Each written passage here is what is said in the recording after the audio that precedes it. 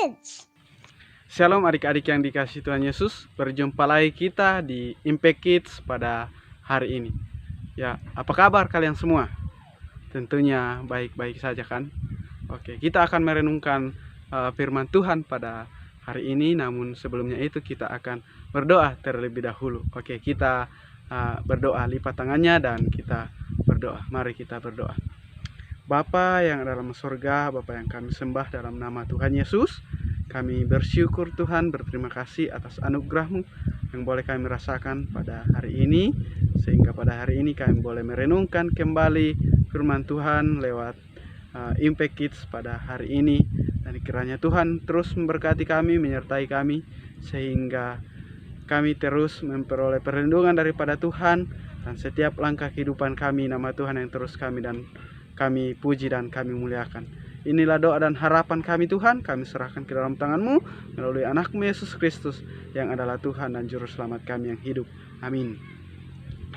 Oke, baik adik-adik yang dikasihi Tuhan Yesus, kita akan membuka Alkitab kita yang telah saya persiapkan dalam kitab Mazmur pasal 123.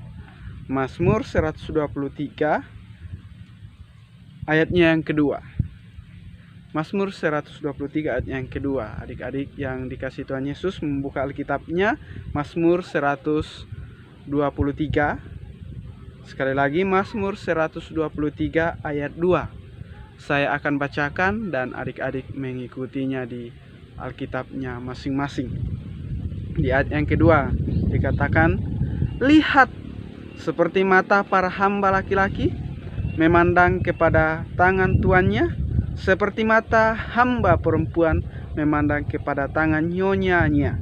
Demikianlah mata kita memandang kepada Allah kita, sampai Ia mengasihani kita." Adik-adik yang dikasih Tuhan Yesus, inilah firman Tuhan yang kita akan renungkan pada hari ini. Ya, seperti firman Tuhan dikatakan bahwa lihat, seperti mata para hamba laki-laki memandang kepada tangan tuannya, seperti mata hamba perempuan memandang kepada tangan nyonyanya. Demikianlah mata kita memandang kepada Tuhan Allah kita, sampai Ia mengasihani kita.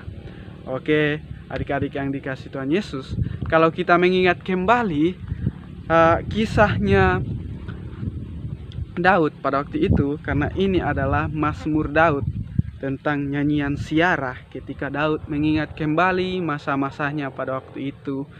Ya, di situ dijelaskan seperti mata hamba laki-laki, ya, memandang tuannya.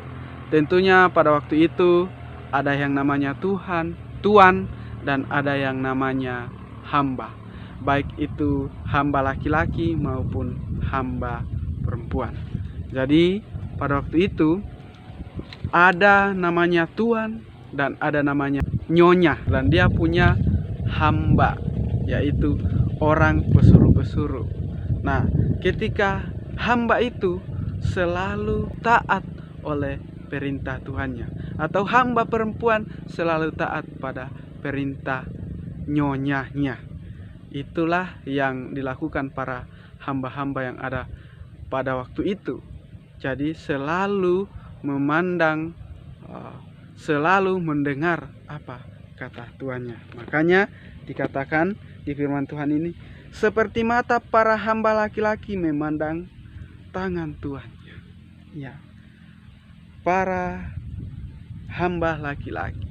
Jadi hamba itu selalu melihat, selalu memperhatikan tuannya. Demikian pun kehidupan kita.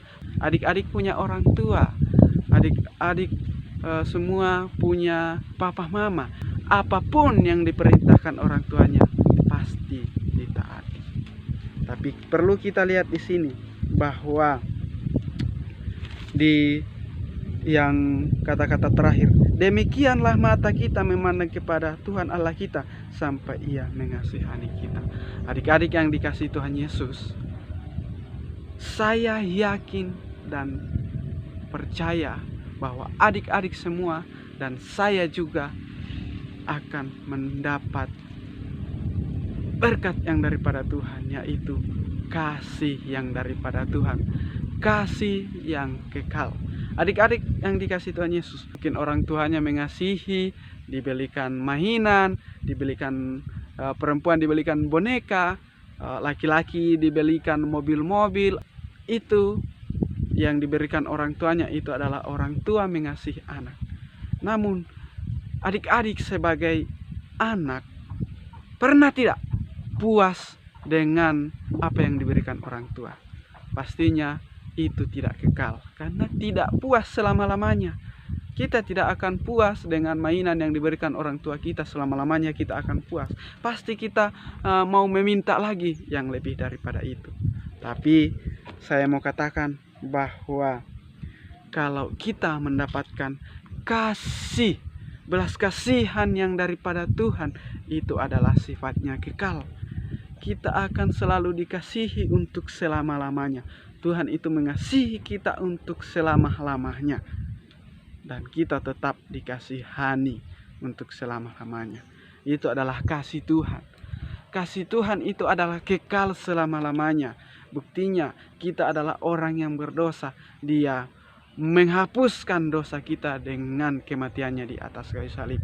Harusnya kita yang dihukum, melainkan Tuhanlah yang dihukum di atas kayu salib, supaya kita bisa diakui sebagai anak-anak Tuhan, supaya hubungan kita dengan Tuhan bisa kembali utuh, kita bisa berjumpa kembali dengan Tuhan. Itulah yang kita harapkan. Tentunya kita merasa diri bahwa kita adalah orang yang berdosa, tidak layak di hadapan Tuhan.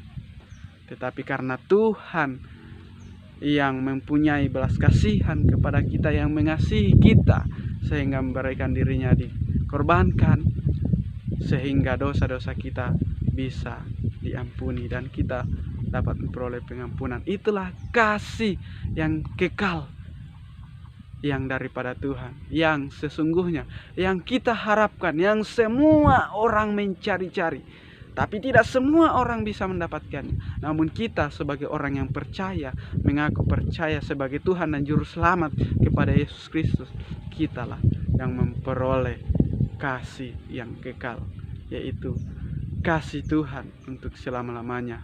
Dan kita boleh memperoleh keselamatan yang dinanti-nantikan.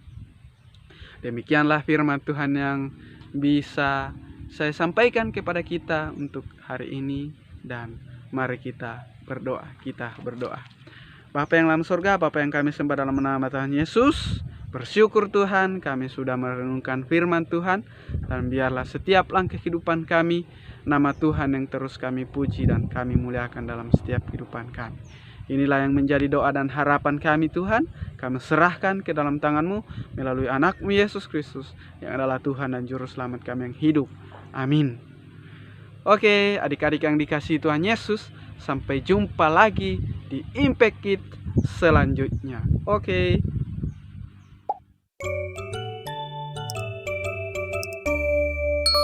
Impact Kids.